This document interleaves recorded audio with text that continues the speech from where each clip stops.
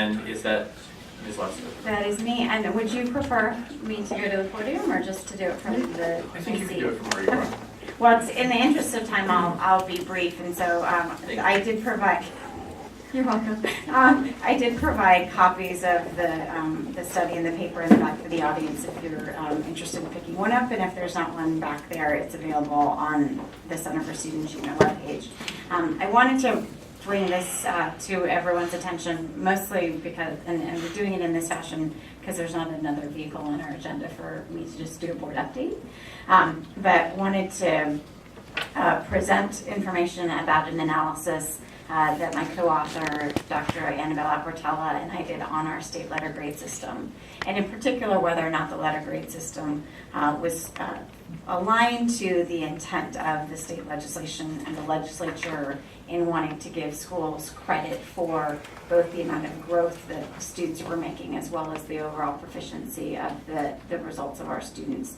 And given the culture of our district and emphasizing growth and really having that be an integral part of our teacher evaluation frameworks, our principal evaluation frameworks, and the way that we create metrics, thought it was important for the board to know that based on our current analysis of 2012 results, that unfortunately what was intended by the legislator to be a 50-50 split, so half of a school's accountability results based on the amount of performance on proficiency, and the other half about the ability to grow students is actually a 40-60 split.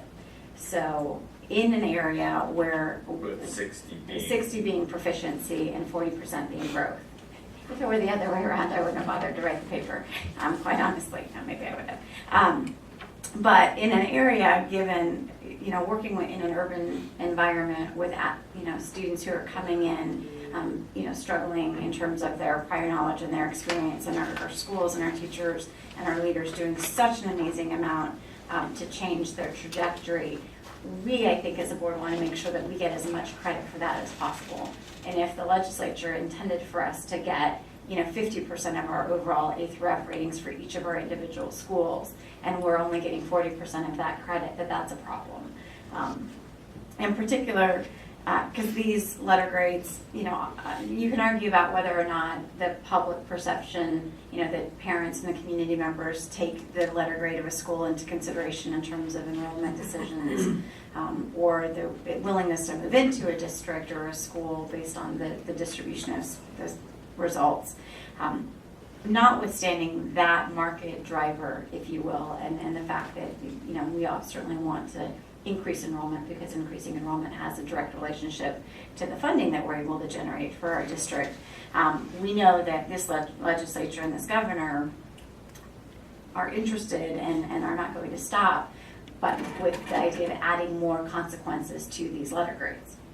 Right, so we know these letter grades have consequences for teacher evaluation, potentially for principal evaluation, certainly for superintendent evaluations.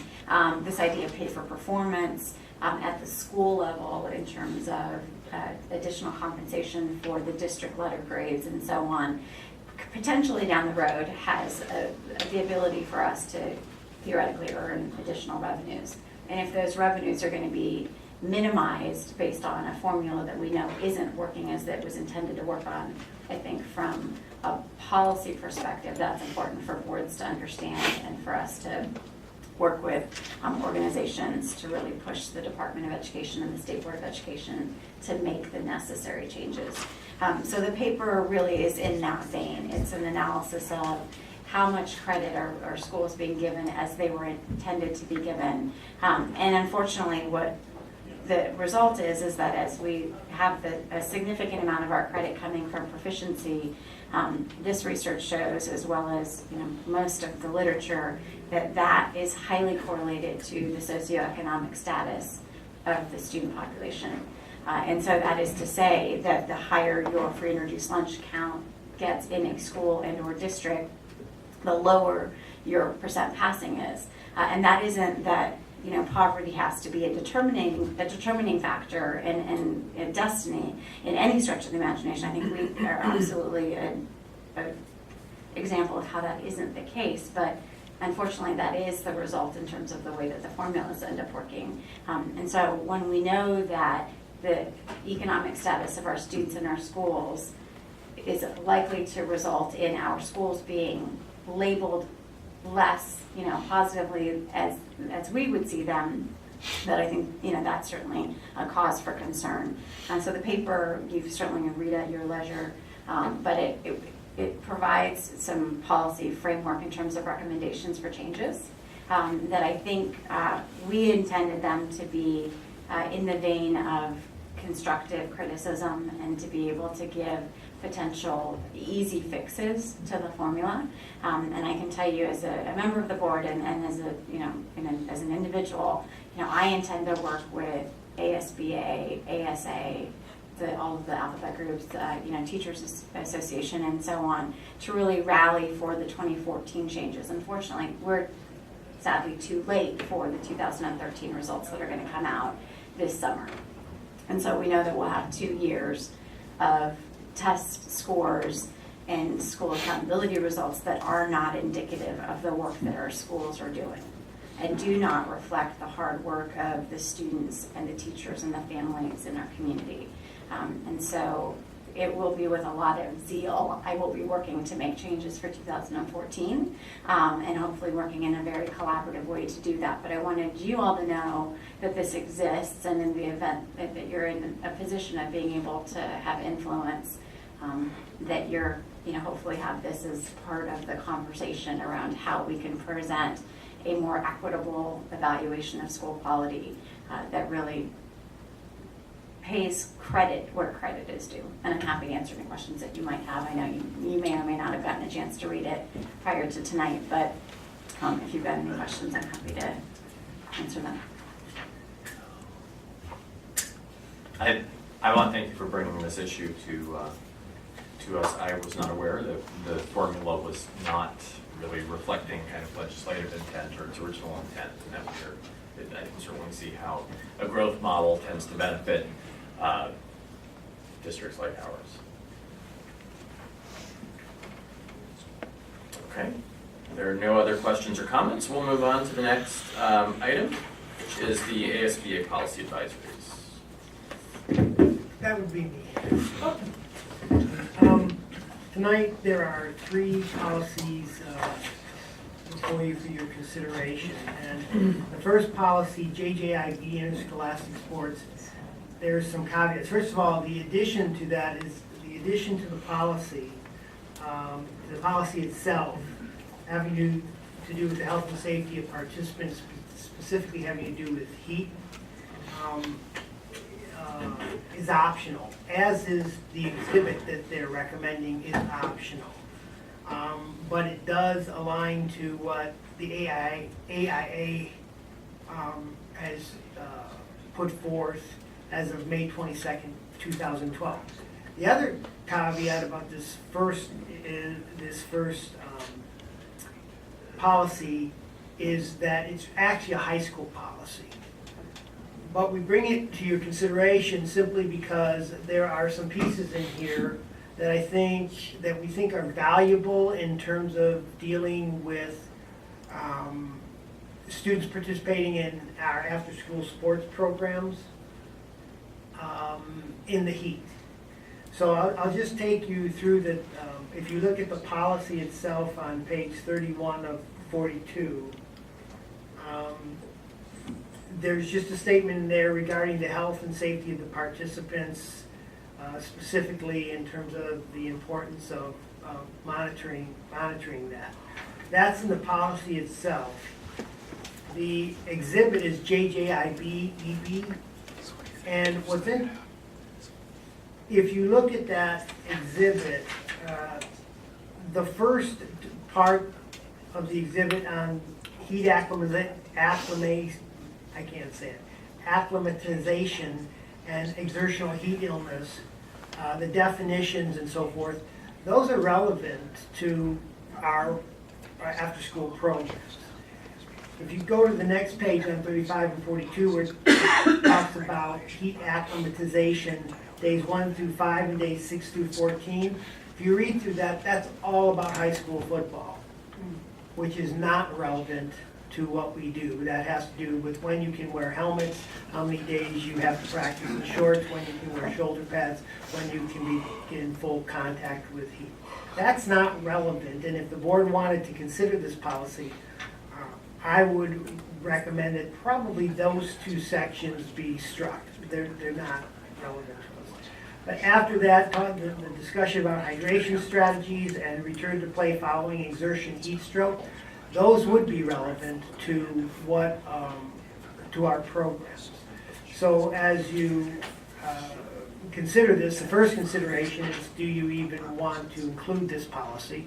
The second consideration, if so, do you want to modify particularly or eliminate the section that has to do specifically with high school football, which is on heat acclimatization? If I say that enough times, I'll get it right.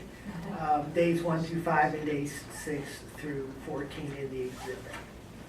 So that's what that policy is basically doing. We currently do have the policy in its current form in our policy handbook. It was approved at some point and it's in there. So, but those are the changes there. The second policy for your consideration on first reading is JLCCA, having to do with acquired immune deficiency syndrome and human immunodeficiency virus. The change in here is relatively small. It removes the word ill in the first sentence, and that's simply to align with an ADE memorandum on the HIV in schools setting policy guidelines, and it's just to align the language. And the other part of this policy that is that they've added is, if you look at the cross references, they're adding pretty much all of those cross references because they all have to do with FERPA, student family privacy. And so though those policies are not changing, they're adding those as a cross reference to the policy. The third policy for your consideration on first reading is policy KHC, distribution, posting of promotional materials. Again, this is optional. ASBA is basically saying, based on some experiences with other school districts, that if you want to sort of open up your forum, your open forum, there's a sentence in there that states in the second paragraph, by eliminating that paragraph, you essentially allow a greater range of materials to be distributed through your schools. And I'll give you specifics. So if you look at it, it's non-school promotional material other than that which provides financial benefit to the educational program, as determined by the board, will not be allowed on school property during school sessions. By striking that, essentially what you would allow is, right now we allow materials that are relevant to our students. Join the Boy Scouts. A church group is having a student forum of some type. That it's all specifically related to our students. By striking that, we would allow, for example, the adult softball league wants to send home flyer or have notice that there's an adult softball league for parents. And we would allow materials that would be specific for parents or adults to be distributed. And I just want to clarify, we don't distribute, we don't send home. We place all materials in a specific place that parents have access to, and parents are allowed to then pick those materials up if they want them. That was a decision made quite a while ago. So basically, that third policy, by striking that statement, opens up your forum in terms of what's distributed through your schools. And that is also that's optional as well. There's no legal issue whether we keep it in or we take it out. So Jim, a couple questions. So we'll work backwards from that. This one. Okay. So my concern would be if we expand throw open the gates to everything, that we put ourselves in a position of either having to make some assessment or evaluation of what actually gets put out in our school offices. Yes. Right, and then having to create additional policies to guide how we do that. And I'm just saying, as an example, we wouldn't want to put out something that is, let's exclude things that are offensive, which we would have sort of an easy reason to say we're not putting that out because of the offensive nature of it. But if we were to say to one organization or flyer peddler, no, we won't take yours, but we will take these. We have now put ourselves potentially in an issue with the fact that we'll take some but not all. And we face that now. Mhm. If you look just below the third paragraph, it lists the criteria to essentially to evaluate Mhm. whether that's something that, first of all, they have to fill out paperwork requesting it. They have to agree that any charges will be based on and not exceed the cost of providing the instruction or the activities, not use fighting words, obscenities, defamatory speech, or encourage destruction of the environment, not provide representations of visual or visuals that are inappropriate as described in the children's. So we have criteria already. We do have to do that. We cannot discriminate based on viewpoint, right? So basically, if it meets these criteria, and we've allowed, we've allowed the Little League to send something home at this point, and a church group wants to send something home because they're having a church Little League, we have to allow both. So once we allow it for one, we have to allow it for the other. So we do that anyway. We have to make sure that we are providing equal access. If we provide for one, it would just now we would be allowing information that is not necessarily specific to our students, but potentially their parents, to be distributed through our schools. And we would still have to make those same judgments based on the criteria within the policy. And of course, tonight we're not voting on this. This is just for an initial review, so you can take a look at these, come back with more questions, and discuss what you want. Other question about the heat, the scholastic heat acclimatization.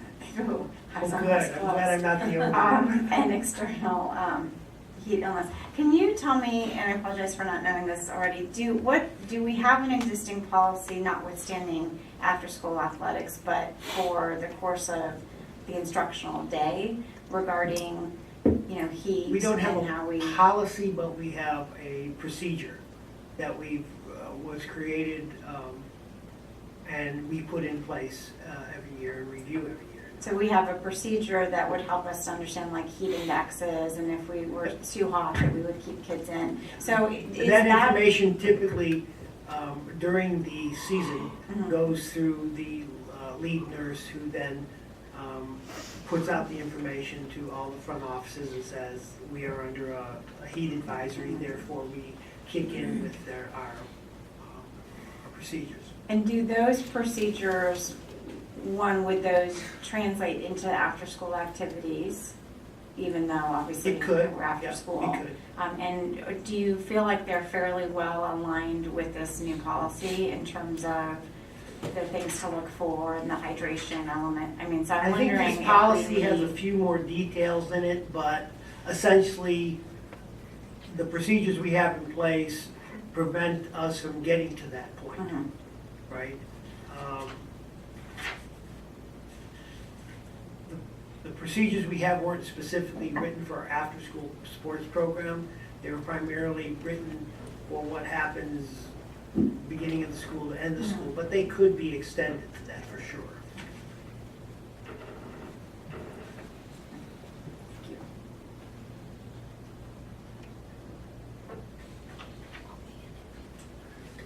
And certainly, as you consider this for second reading, if you have questions that come up and you want to share those with Dr. Boyle, we can make sure that we can get you whatever answers you need for the second reading. I guess my question would be, are we having issues or complaints about the policy on the materials that are made available, are we having complaints with that now? I remember when this came out as a policy advisory the last time, and it seemed like it made sense. So what this change would do is remove that paragraph.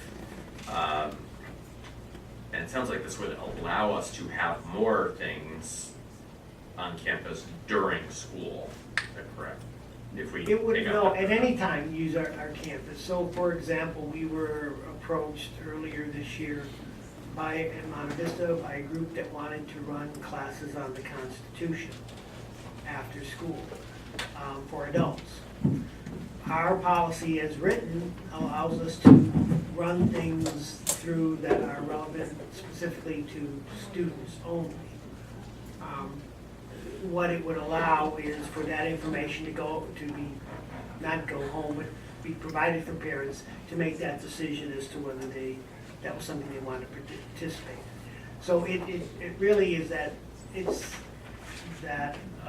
using the facility before school, after school, and it really has to do with the advertisement of using the facility for whatever that purpose is. That's the key point. This is first read, and we will have an opportunity at our next meeting. I just wanted to insert that at the beginning of the policy advisories, there's usually a recap which kind of explains the rationale for some of the recommendations. So feel free to provide Dr. Boyle with any suggestions or comments. We will have it for a second. So we can move on then to the legislative and political report. This budget.